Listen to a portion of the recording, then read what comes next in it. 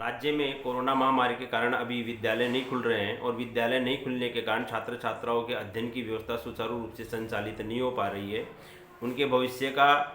कोई भी आधार नज़र नहीं आ रहा है इस वर्ष का कि उनका सेशन चलेगा या नहीं चलेगा। लेकिन राज्य सरकार एवं शिक्षा विभाग अपने छात्र छात्राओं के भविष्य को ध्यान में रखते हुए उनके अध्ययन को सुचारू रूप से संचालित करने के लिए विभिन्न प्रकार के प्रयास करते नजर आ रहे हैं। अलग अलग प्रकार से उनके अध्यापन की व्यवस्था को करने का पूरा प्रयास किया जा रहा है। इसी प्रयास के तहत हाल ही में शिक्षा विभाग के द्वारा एक निर्देश जारी किया गया कि कक्षा 1 से 8 तक के छात्र छात्राओं को स्माइल 2 के तहत शिक्षक शिक्षिकाएं घर घर जाकर गृह कार्य देंगे एवं गृह कार्य का संकलन भी करेंगे। ये एक बहुत ही अच्छी व्यवस्था है।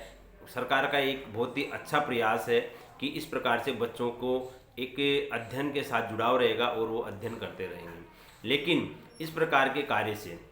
राज्य की भौगोलिक स्थिति एवं भौतिक सुख सुविधाओं को देखते हुए हमारे शिक्षक शिक्षिकाओं को अनेक प्रकार की परेशानियों का सामना करना पड़ता है, लेकिन फिर भी वो इस कार्य को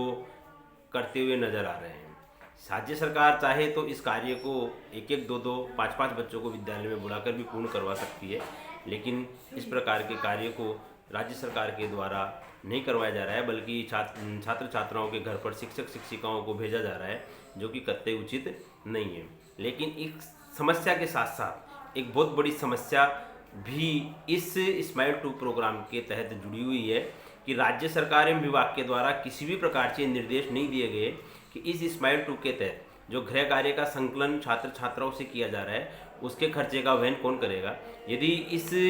खर्चे का वहन अभिभावकों के द्वारा किया जाएगा तो इस कोरोना महामारी के कारण अभिभावकों के पास कई अभिभावक ऐसे हैं जिनके पास कोई रोजगार की सुविधा नहीं है, वो अपने भरण पोषण का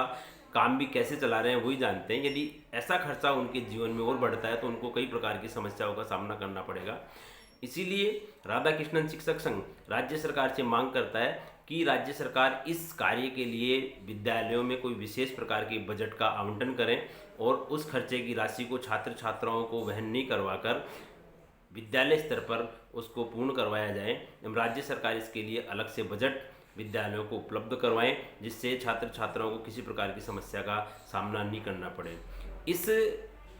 बजट के नहीं होने के कारण शिक्षक शिक्षिकाओं के मन में भी कई प्रकार के प्रश्न खड़े हुए हैं। कई जगह तो प्रधानाध्यापक एवं प्रधानाचार्य के द्वारा शिक्षक शिक्षिकाओं के द्वारा खर्चा वहन करने की बात कही जाती है कि आपको इसका खर्चा वहन करना है, तो ये भी कतई उचित नहीं है। अतः राधाकृष्णन शिक्षक संघ एवं राधाकृष्णन शिक्षिका सेना राज्य सरकार एवं शिक्षा विभाग से निवेदन करते हुए मांग करती है कि राज्य सरकार इस कार्य के लिए विद्यालयों में अलग से बजट आवंटन करें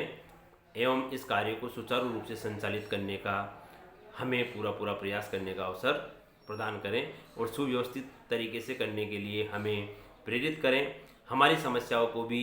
इसमें ध्यान रखा जाए कि हमें भी किस प्रकार की भौतिक सुविधाओं की एवं घर घर जाने में किस प्रकार की समस्याओं का सामना करना पड़ रहा है, उनका भी राज्य सरकार विशेष रूप से ध्यान रखें। अतः राज्य सरकार स्माइल 2 के इस आदेश पर पुनः विचार करें और इसमें जो भी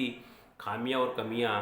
एवं समस्याएं शिक्षक शिक्षिकाओं को या छात्र छात्राओं को आ रही है उसको दूर करने का प्रयास करना चाहिए। मैं कैलाश चंद सेन, राजस्थान शिक्षक संघ राधाकृष्णन, जयपुर जिला अध्यक्ष।